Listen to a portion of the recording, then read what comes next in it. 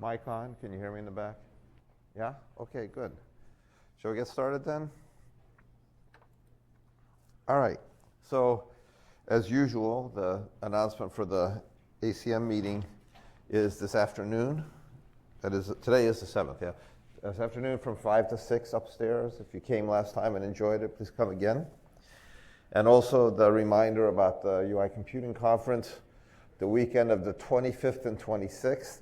I can tell you that on the 25th there will be 2 seminars starting about, I think they start at 3:30 and then 5 o'clock. And then after that there's a social event. And then on Saturday it's much the same schedule, although it may start a half hour earlier. I'll get you a schedule as soon as it's finalized.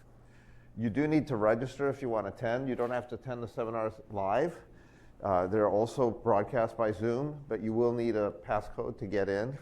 And so you need to register to get that passcode. We don't distribute them so we don't get Zoom bombed. All right. Please, a reminder, I enjoy reading the posts on Piazza, and I think they're helpful, right? We're getting responses back to you pretty quickly. Everybody's using it, and it's good. Be careful if you post your program, don't post it publicly. So we had an occasion where I'd already gone to bed. I'm an early to bed, early to rise kind of person. And I missed it, and it was posted overnight. And regardless of whether the solution is right or wrong, we don't really want to do that. So be careful. To post it privately, choose that it's a private message, and then use, when they ask you who it's private to, just say instructors. And that ensures that all the instructors can see it, and only the instructors. Now, sometimes, if you're uncertain, go ahead and make your message private. And if there's nothing that can't be public, we can change it to public. And I've done that on many occasions. People ask questions about how Python works. That doesn't need to be private. But if you're not sure, err on the side of making it private, not public.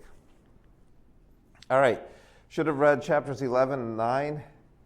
I've not given you a reading assignment for Wednesday because I've given you a lot of reading assignments. But I will give you a reading assignment later. Question of day 3 was due at 9. How many of you feel like you got it? Okay, we'll spend time on it today because, you know, they're starting to get a little more interesting, a little more difficult. Lab 2 is set for tomorrow. Now, you've had a lot of reading assignments, and we haven't done all the stuff that's in the reading assignments in class. We just can't possibly do that. So in tomorrow's lab, you're going to be using some constructs that you've read about, but we haven't covered in class. And I will tell you which constructs to use. This is an open season. I will say, you know, use these collection of string methods or whatever. It is open book in the lab. So if you have ThinkPython with you, you're not really sure, you can go in and look up strings and see what the methods are to do whatever it is you have to do.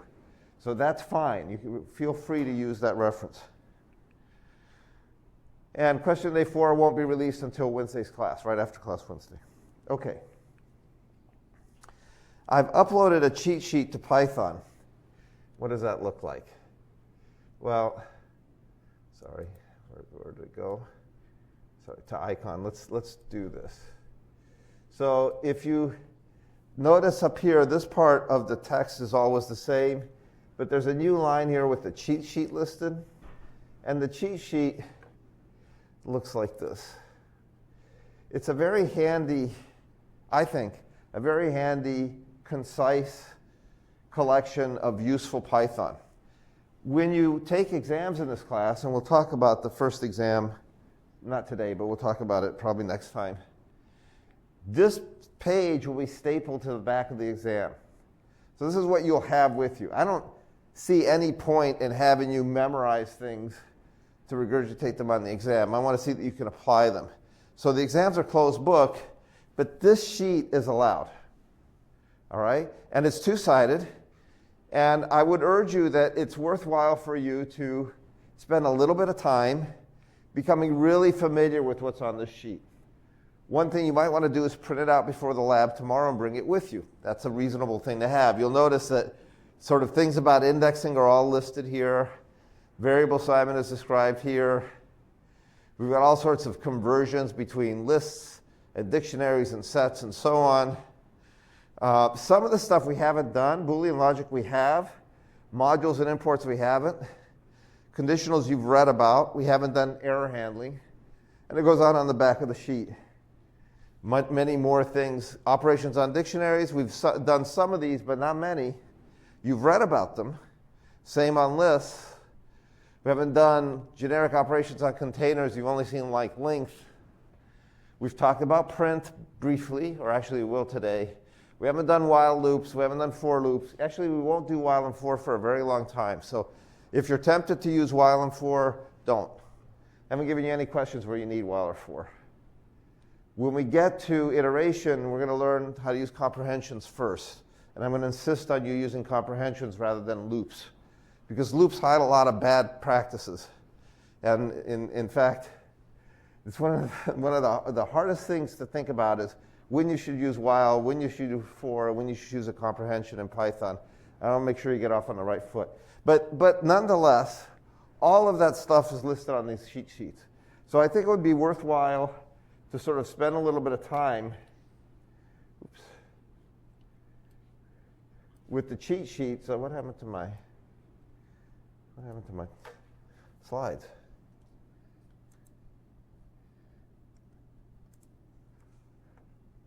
Wow, I sort of like lost it.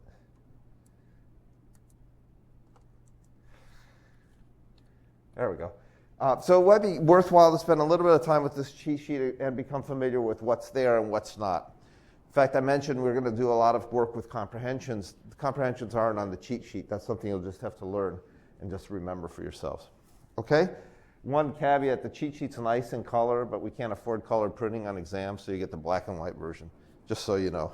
I had a student last time say, it looked completely different. It's like, yeah, I can't pay for color printing for 200 exams, and it's just going to get thrown away. All right, questions? Okay, so let's talk a little bit about how to effectively solve a problem. This is the struggle that some of you have had with question of the day 3. Question of the day 3 had some subtlety to it, right? Because of the sort of the subdivisions, the indexing operations. They're not as straightforward as you might think. So there's this famous book, very little book written by a mathematician in the 40s called How to Solve It, and it says there are 4 principles. First, you have to understand what the problem is. Second thing you have to do is you have to devise a plan. Third thing is you need to carry out the plan. And the fourth thing is you got to patch what you did that didn't work. So this is obvious, right? This is 1940 when Polya wrote the book, maybe even before, I don't remember the date. And it seems sort of obvious to us now. But if you remember in the first lecture, I said computer scientists don't just write code, they solve problems. This is sort of the root of that idea of how to solve problems. So a big part of what you learn in this class is how to keep your wits about you and follow the plan and get the problem solved. So I get a lot of posts on Python, the ones that you don't see, that say, here's my code, it doesn't work. What do I do? Well, I can make suggestions, I can tell you how to do it, but that wouldn't help you. You need to sort of actively explore what's wrong with it, quantify what's wrong with it, and then explore how you might go about correcting it. So let's take a look at some of these things for us in question of the day 3. So step 1, understand the problem. What I've told you before is that you need to really read and understand the specification. Here's the specification for the problem. Flip middle takes a sequence and returns a new sequence with the first third of S, spliced with the second third of S, reversed, spliced with the last third of S. So what are the legal input values? Well, any sequence. Sequences are, for our concerns now, tuples, lists, and strings. So we can try all 3 of those, and it should work for any of those. And what does the output look like? Well, if I give it a tuple, I'm going to get a tuple back. The output will be the same length as the input. It's just that everything will be turned around in the middle section. And then there are these things that we call corner cases, which are sort of examples that illustrate ambiguities or things that aren't clear in the specification. So for example, what happens if my sequence has less than 3 elements? Does anything get reversed? What does it return? Does it return the same number of elements? When you put the sequence back together again, until the sequence has at least 6 elements, you're never going to see any reversal. So you have to sort of think through where does the specification not clear? Are there ambiguities you have to test? Okay, step 2, devise a plan. So here our plan is basically we got to divide this thing into thirds, and then we got to put it back together again after we reverse that middle one. And we know that from question of day 2 and what we did in class, that dividing things up that are sequences we usually do with indexing operations, what we call slicing. And then we remember that S is a sequence, so once we splice the things apart and reverse whatever we're reversing, we need to put them all back together again. We'll rely on concatenation to do that. So there's my general plan. So let's make a strategic decision that I'm going to ignore this part about reversing it first. Right? Because reversing doesn't really make any sense until I'm certain I can divide it up into the right 3 subsections. And there's an added hint, which isn't on the slide, in the specification that says, if it's not divisible evenly by 3, the first 2 sections should be the same length, and any leftover elements should accrue to the last section. So there was that extra specification that was a hard thing, right? That was the thing most people struggled with. So let's implement the algorithm. Here's my first attempt. I'm going to take my question of the day solution, which takes the sequence and splits it in 2, but here I'm going to split it into 3 chunks. I can identify the 3 chunks between concatenation operators.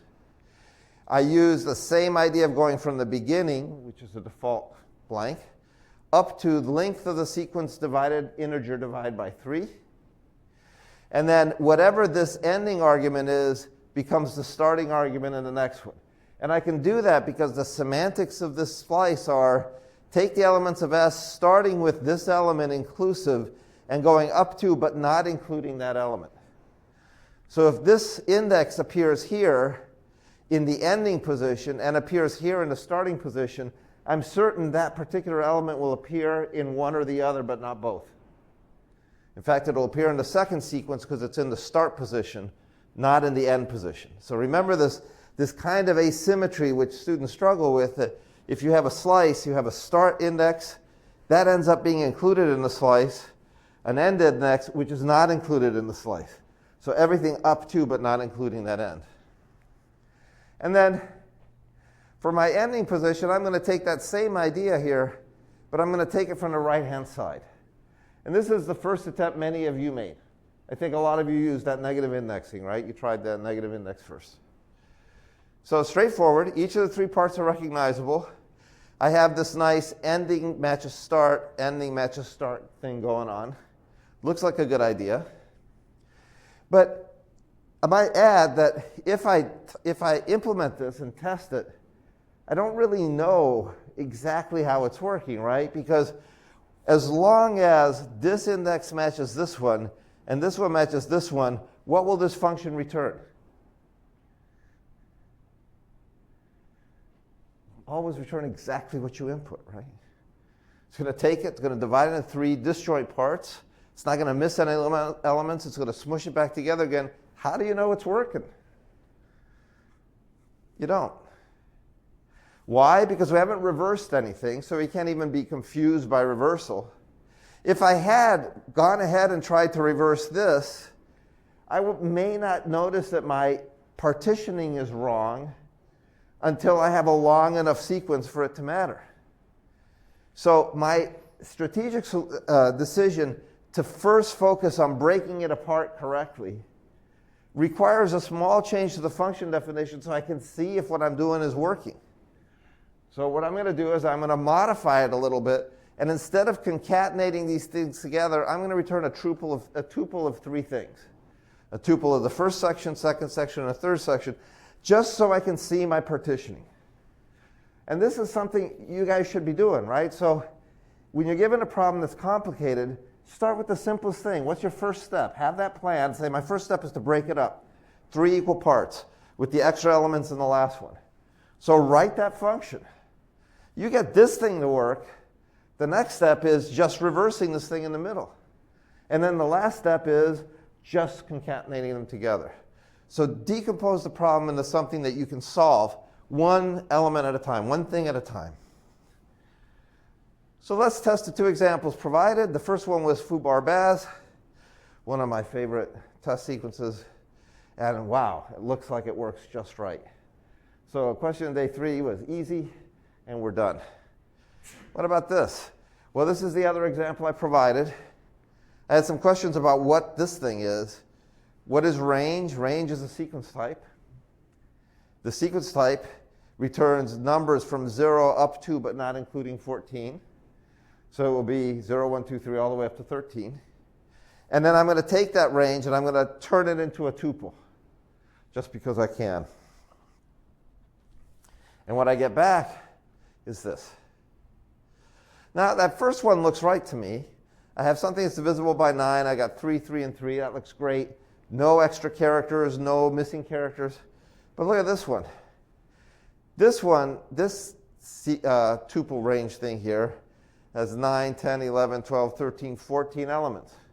14 elements because it stops just sort of 14, but starts at 0. So this range stop tells me how many elements are in the range. 14 divided by 3 should be, for our problem, a subsequence of 4, another subsequence of 4, another subsequence of 4, and then a subsequence of 6, right? Because all the extra elements should accrue here, but what I get is a sequence of 4, a sequence of 5, and a sequence of 5. And that's not meeting the spec. So it does span the whole sequence. That's good. It's not like it goes 0, 1, 2, 3, 5. I had a colleague, my first job, really good friend, actually, known him for 35 years now. And we had kids at about the same time. His daughter, Sandy, would annoy her father, who was a computer scientist. And he was trying to teach her how to count. She was probably 3 years old. And so he got her to count the numbers up to 20. He had her going up to 20. But she always skipped 4. And she did it just to annoy him.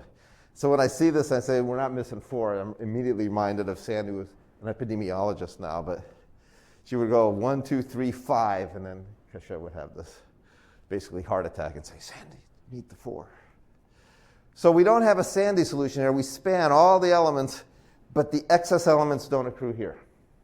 So obviously we're doing something wrong with those indices, because that's the only thing we've done here is the subsequence, and we have to figure out why they're wrong. Well, the culprit here is that integer division. Every time you do an integer division, you're going to get the whole number part, the whole number divisor, and then the remainder gets left off.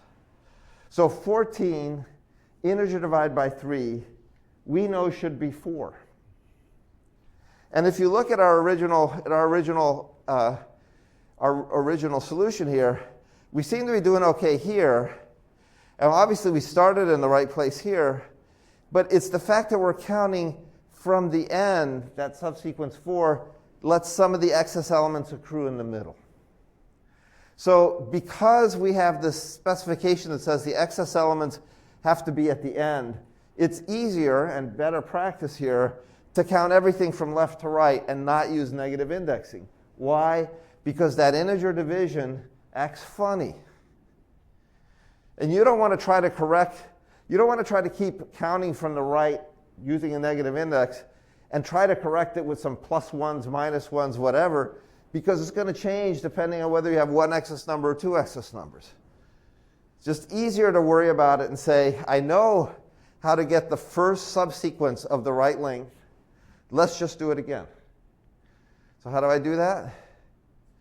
Well, I have this first subsequence here. The second subsequence starts at the same place and then ends at twice that number. So if this thing is 4 elements, this will be 8. And I will get exactly the same length. And then using the same multiplier here, 2 times length of the integer divided by 3, that gets me the rest of the sequence.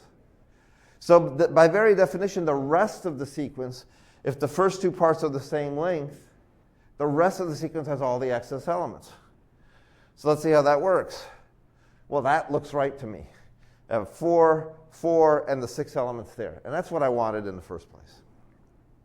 So first thing to learn, that negative subsequence stuff, indexing, negative indexing, which is unique to Python, is a great thing in just the right situation. But be careful because it's not the right thing to do in every case. In this case, you're much better off just calculating indices for the left-hand side. Now, if I'd said to you, do this same thing, same problem, but let the excess elements accrue to the center division, then using the left indexing for the first element, right indexing for the second element, and leaving everything else in the middle, that would have been great.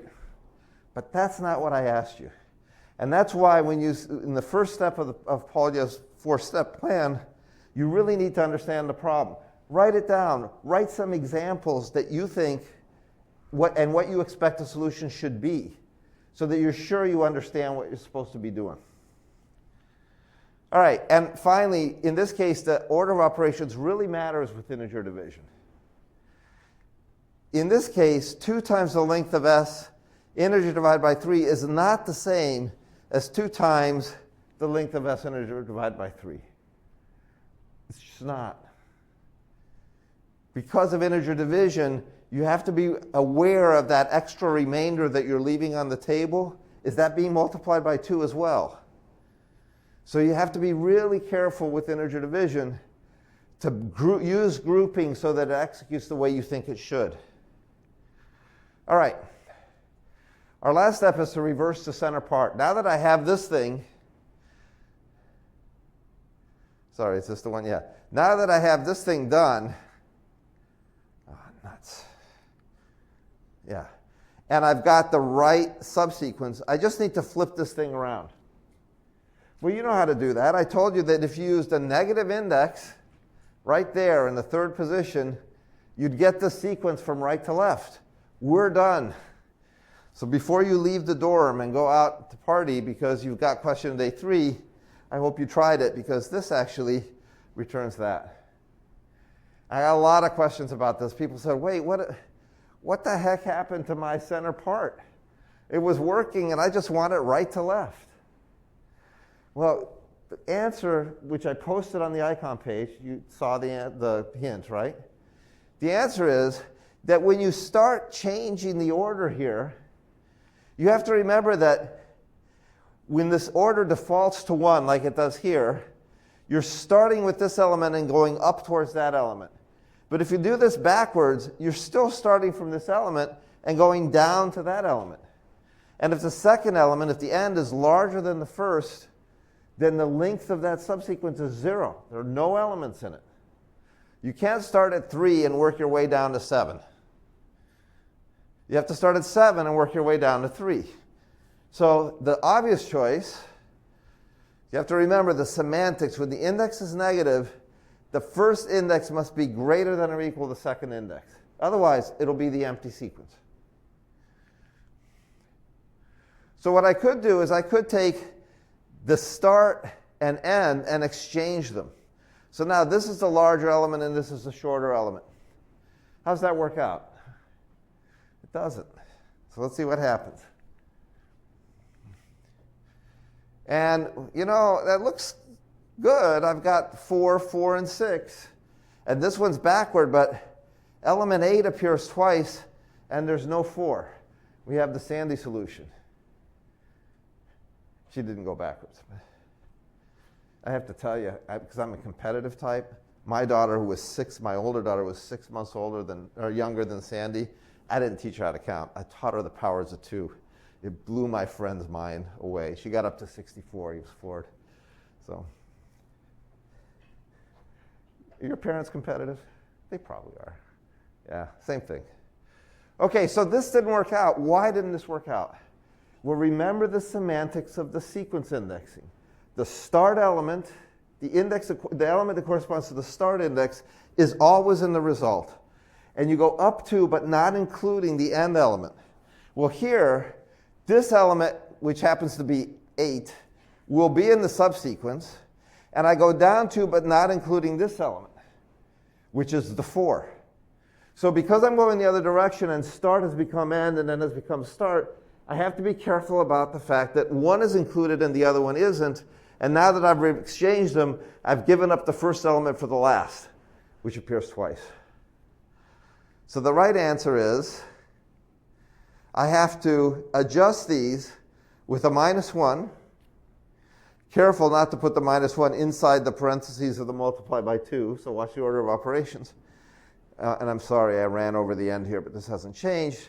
And this will now give me the reversed index, which is what I want. And I've got 0, 1, 2, 3, 4, 5, 6, 7, 8, 9, 10, 11, 12, 13. End of story. Wow. What's left? The only thing that's really left is to suture these things back together, which you all know how to do from question of the day 2, which is to use concatenation when you return. Now, if you don't want to mess with that really ugly idea here of having to subtract 1 and subtract 1 here to sort of shift everything left by 1 so you get the right sequence, what you can do is you can compose indexing. And I gave you an example of this in the lecture on Friday, and I was hoping people would pick up on it. It basically says, I had this working, I had the sequence I wanted just like that, and I just needed to reverse it. So this gives me the subsequence 4, 5, 6, 7, and then another indexing expression just says, now that you have it, reverse it. So this reverses the entire subsequence, which is specified with the obvious start end. I don't have a preference between these two methods. If I did, I would probably lean towards this one because I think it's more intuitive. If you think about the decomposition of the problem, we've divided up the subsequences the way we want to. We have those right. It's just that this one has to be reversed. Well, let's reverse it. Separate step. I don't really care. You could argue that this one is slightly less efficient because you have to do the reversal, but I would argue that internally they're doing the same arithmetic. Doesn't really matter. Obviously, when I'm done with this, whether I choose this solution or the previous one, I have to use the concatenation element to put it all back together again. But before we do that, I should probably be testing it some more. So I gave you 2 examples. You saw the 2 examples. There's no guarantee that there aren't things that will break it. So it's always good to create a set of test cases that go beyond the simple ones I give you. I give you ones that fail on the obvious mistakes. But I think well-chosen test cases and designing those is an integral part of solving a problem. And it would be good for you to sit down and sort of write out test cases as you think about the problem. So let's take a look at test cases you might have built here. So I mentioned the notion of a corner case before. We're always going to look for corner cases as test cases. That lets us test whether my algorithm and its implementation operate appropriately as I sort of bend the limits or explore the areas that aren't very clear.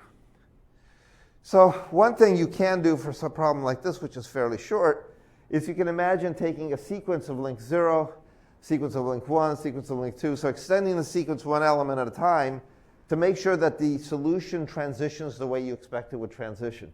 So I did that. I used a string this time.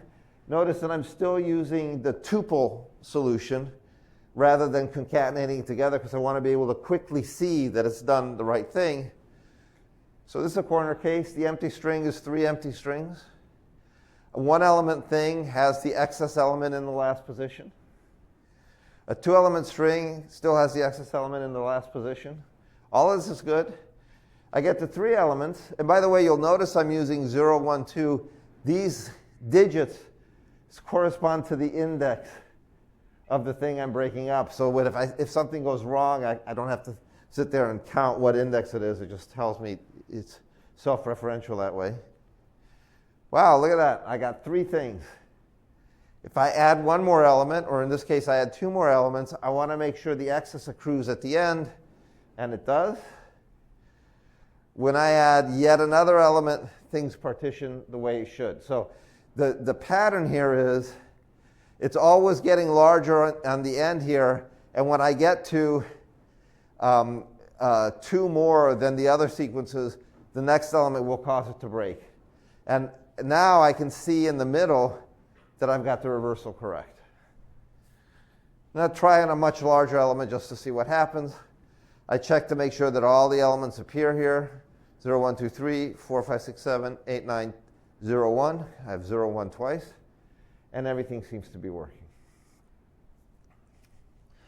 So what have we learned? First of all, spend a little bit of time with the specification. Write down some test cases that you want to see or that you think can help you understand what the problem actually is asking you, and that then you can use to test your code along with the test cases I provide for you.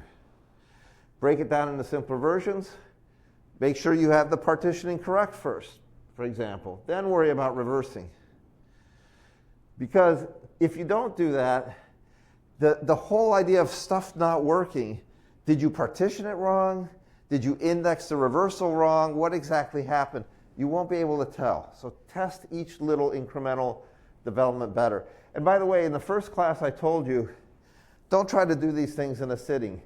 Multiple short problem-solving episodes are much more effective than trying to power through a homework assignment overnight. And the reason is, if you think about this problem, spend one little session thinking about what the problem actually is. Spend the second session trying to get it to divide a sequence correctly. Spend the third session trying to reverse that central part. You feel like you're making progress. And if you can't get something to work, take a few hours off and come back to it. It'll make more sense. Test each version as you go along the way. And remember, indexing is tricky. It's not as obvious as it looks. Finally, ask questions on Piazza. There was a lot of Piazza activity. And I think the turnaround time was pretty fast. I know I spent a lot of the weekend on Piazza. That's fine. And so that's the place to go for help. And sometimes, especially if you work at night, you're not going to get answers till the morning because that's the way it is. But you will get answers, and that's the place to go for help. Questions about question of day 3? Okay, let's push on. Where were we? We were talking about comparison operators. We've seen some of these before. We've seen less than or equal to, but I gave you a whole list here. I mentioned double equal is the test for equivalence, and bang equal is the test for inequality. But I also cautioned you that double equal is not the same thing as assignment. A single equal sign in Python assigns a value to a variable. A double equal sign tests to see if two things are equivalent. There is yet a third construct, which has the keyword is, which is also different. This is one of those mantra things like, lists are mutable, tuples and strings are immutable. Equals, double equals, and is are not the same thing. By the time we get done with this first little part of the class, I'll put together the 5 attestations of CS1. I'll make you stand up, hold up your right hand, and recite them. Those are the only way you're going to remember them, and it'll save you problems later on. This is one of them. So we looked at some of these comparison operators on integers and floats. We saw how greater than equal to works. We saw how strictly greater than, not equal. We saw the syntactic sugar provided for these chained inequalities. For sequence types, we saw how things assort in alphabetical order for strings, and in similar order for tuples or other sequence types where ordering is explicit. So 1 is less than 3, so this is false. So 1 is less than 3. 1 is less than 3, so this is true. Then we saw in for keywords in dictionaries, and we saw in for elements of lists and so on. We then talked about the operations on sets. We defined less than to be proper subset of, and greater than is proper subset of, but with the other sense. And less than or equal to is just subset of. And we showed you this little bug which goes with the equal sign as one of the mantras. This is not a proper subset of this because this is not actually a set. This is a dictionary of an empty dictionary. The way to get an empty set is this, and that is a proper subset of the set 2, 1. All right? So the only thing we didn't do is we didn't talk about how when you have expressions that have many combinations of terms and operators, what is the order of operation? What's the precedence ordering? we saw in question of day 3 that if you multiplied the length by 2 before integer division, you'd get the wrong answer. Go try it on your own. You'll see that it's true. It will mess things up. So order of operations matters in many cases. Integer division is one of those cases where it matters a lot. So what is the order of operation? Well, this is the order of operation from most tightly bound to least tightly bound. So let's review it quickly. Whenever I have a function call with arguments, that is the very tightest binding you can get. Functions are evaluated first. Once the function's evaluated, if there's an indexing expression, that happens next. And by the way, notice that indexing expressions can be composed or chained together because they bind so tightly. After you get the first subsequence, another indexing expression subsequences that, another indexing expression subsequences that, and they're applied in that priority, left to right. Method invocation we haven't seen yet. It's just a placeholder for now. Although you've seen in your reading, I believe, you've seen string operations like upper and lower, which are methods, and so you know what those things look like. These will be on the lab tomorrow, so that's the kind of thing we'll be talking about. Exponentiation, so 2 star 3 yields 8. And then unary negation, which is a negation with not between two operands, but with a single operand. And then all of the multiplication, division, including integer division, remainder, and then addition and subtraction. This is sort of like high school algebra, right? Comparisons are next. Set membership, next. Logical negation is more tightly bound than and or, and conjunction takes precedence over disjunction. Now, this, I believe, is on the cheat sheet, or some subportion of this is on the cheat sheet. When in doubt, use parentheses. Parentheses are your friends. If you're not really sure about the order of operations, put parentheses around it. Make it explicit. Nobody will hate you for it. Of course, if you put parentheses around every possible pairing, people may hate you. But, you know, parentheses now and again, it's fine. It just makes things clearer. So let's do some practice expressions to make sure we're on the same bandwidth here. So we have an expression in the REPL that looks like this. We know that unary negation comes first. So minus 4 is the first thing. Minus 4 is 4. Minus 4 is minus 4. Minus 4 is, again, 4. Minus 4 is minus 4. And I get a minus 1. So in this case, because these are all unary negations, until that very last one, right, that I'm actually subtracting, they're all unary negations. I'm just going to sort of evaluate them right to left. Count how many, then they just sort of unravel right to left. What about this? All right, so I have string here, concatenation and string. Concatenation is a fairly low priority operation. It's with arithmetic expressions. So this breaks into one part and another part. And then we have equal, which is a comparison operation. Those are loosely bound as well. So it turns out that I have to figure out what this thing is, concatenate them together, and compare the result to mn. So what does that look like? Well, I have a string with a method. That's pretty tightly bound. So I'm going to turn this into uppercase timing, T-I-M-I-N-G. I'm going to take the minus 4th element of that, minus 1, minus 2, minus 3, minus 4. That's a capital M. I'm going to concatenate that with the lowercase version of timing. The minus 2 is minus 1, minus 2 is n. So I get capital M plus lowercase n is equal to mn, and the answer is then true. 99 plus 3 is not 102. This is an error because we're trying to concatenate a string or add a number to a string. Doesn't work. Whoa, same idea. Those rules make this very explicit. So I look at this, I've got a length here, which is a function.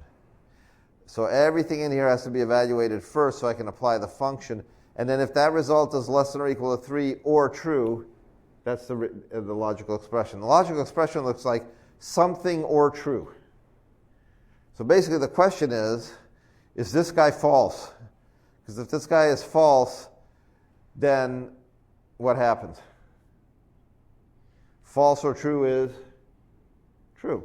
What about if this guy is true, what happens? True or true is true. So in this case, if you were on an exam answering this thing, you wouldn't even have to figure out what this thing is. Because this expression will always be true. Anything or true will always be true. But let's do it anyway, just for chuckles. So let's see what we have here. We have a dictionary with a key that looks like 4-5, 3-2, and -5 here. These are 4-5 as an expression, integer expression. So it's going to be -1 is heart, 1 is liver, and -5 is kidney. And I'm going to index that dictionary with the negative length of heart, which is 5. So -5 gives me a kidney. The length of kidney is 6, which is a lot less than or equal to 3, but who cares? Expression is true. Big less than small. Yes, sorry, go ahead. In the previous one, the capital letter for length part doesn't matter. So the length looks at this and says, it's a sequence type. A sequence type has an intrinsic length. Uppercase letters and lowercase letters are all of length 1. Just count the letters. The length of the sequence, strings, tuples, lists, ranges, all have length. Good question. Okay, big less than small. Talked about alphabetical ordering. What do you think? Big less than small or no? It's a trick question.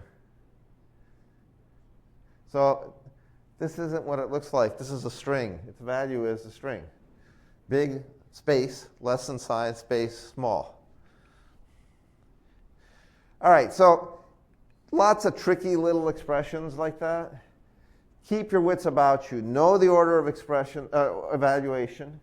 Know the operations on strings, lists, tuples, integers, and floats. And this kind of thing is cake. You're just playing Python interpreter. You're reading the expression, mark it up, circle what gets done first, evaluate each section as you go. You'll get the answer. Stuff like this will be on the test, right? You need to have some facility here. So spend some time typing to the REPL. Test out expressions you read in the book. Make sure you understand why they evaluate the way they evaluate.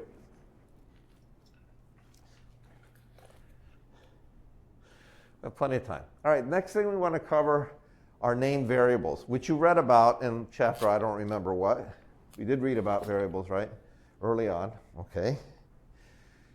So Python's take on named variables is a little bit different than other languages in that these variables are not typed. So I can have a variable x and set it to be equal to an integer, and later on I can reset it to be a string, and much later on I can make it a list, and Python doesn't care. It does care that every variable has one and only one value at a time, but you can replace it with anything else at a later date, and that's okay. So key to naming these variables, giving a value to a name, is the assignment operation, which is the equal sign in Python. It's not the same as the equivalence operation, which is equal, equal. So that's one of those false friends. Equal and double equal are not the same. The assignment operation, every assignment returns the same value. When I say x equals 5, I'm giving the value 5 to x. But the value of that assignment is not 5. The value of that assignment is none. All right, so x equals 5. Notice that the REPL doesn't actually print the value 5 here. It reads this thing, it evaluates it, and then it prints the value of this, which is none, so you don't see a thing. This statement doesn't return a value. What it does is it performs what we call a side effect. It makes a change to the state of Python without returning a value. Most everything we've seen up to now has been very functional. You type something, Python evaluates it, gives you a value. You define a function, you use the function, it evaluates its arguments, it does something, it returns a value. Everything returns something. That's a functional view of languages. Here, this is a real side effect. Doesn't return a thing. What it does is it changes x's value. So when I type x, now I see the phi value appear. Fair enough? Big distinction. By the way, Python allows for assignment to occur in groupings. In this case, tuples. So if I have a tuple of variable names here and a tuple of values here, or expressions here, I will evaluate each of these expressions and map them to the corresponding variable positionally. So this is a way of setting x to 3 and y to 6 in one step. What is the value of this assignment statement? Always none. No value is returned. But x comma y, which is a tuple, returns a tuple of values, 3 and 6. So x will be 3 and y will be 6. And like our changed inequalities, Python also supports chained assignment. So x equals y equals z equals 0 assigns floating point 0, returns no value, but assigns 0 to z and assigns z to y and y to x. So all three of these variables will have the same value. Wow, what is x equal to here? What is that value? We're multiplying a list by an integer. Anybody, what do I get? What type is this thing return? Is it a string? Is it an integer? What's it going to be? List, good. How many elements in the list? 10. And guess what? They're all 0. So we've seen multiplication of strings by integers. Strings are sequences and lists are sequences. You can multiply lists by integers as well, and you just get a list of that many elements that looks like this list. All right, here's a tricky one. This thing here is an indexing expression. It says, take that list x, x is a sequence type, so it's fine, starting at element 2, 0, 1, 2. So starting here, going up to but not including 8, 3, 4, 5, 6, 7. So all of these zeros in here, the central zeros, leaving 2 zeros at the beginning and 2 at the end, and make that equal to the list 1 multiplied by 2. Now, because lists are mutable, I can go in and make changes to this list. And moreover, I can do it with indexing expressions. I can actually make changes to pieces of that list. So when I evaluate x, I will have taken these central 6 elements, which are all zeros, which are represented by that slice, and I will replace them by a list of 2 1s.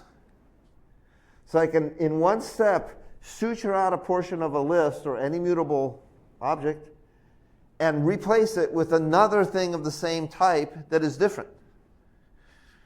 So this is pretty fabulous, actually, right? There is not any other language that you will have written where you can take something like an array. Lists are different than arrays, but they evoke arrays. Take something like an array, and in one swell loop, so one fell swoop, break out a big chunk of that array in the middle, throw it away, and replace it with some other array. Just can't do it. And before you argue, you can do this in C with memory operations. You can. God forbid you should try to do it. This is very bad practice. But in Python, this is routine. All right. We have 2 minutes. I'm going to talk about print, and I'll talk about print again on Wednesday, because print is really important. We know one of our attestations is that print and return are not the same. So print is a function that evaluates its arguments and formats the resulting value, outputs it on the screen, but it returns none. Just like assignment, it doesn't return anything. So print x times 2, comma y, comma this is a test, evaluates this, which will be 6, evaluates y, which will be 4, evaluates this as a test, which is a string, and it will print out the resulting formatted 6, 4, this is a test. Simple. But notice that what you're seeing here is not the value of this statement in Python, it's the side effect. Just like assignment changes the state of Python, print changes the state of your screen, but it does not return a value. So print this is a test, prints this is a test. If I just type this as a test, I actually get the value of this expression rather than its printed representation. So I lose the quotes. So we have to be a little bit careful about that none type that's returned implicitly by print. For now, be aware that print is the hinkiest function you're going to use. Don't rely on it. Return is what you want in a function. Print you can use for debugging, but don't rely on any value returned by print because it will always be none. And we'll pick it up here on Wednesday. Have fun at lab tomorrow. Bring your cheat sheets. Bring your textbook, whatever it takes.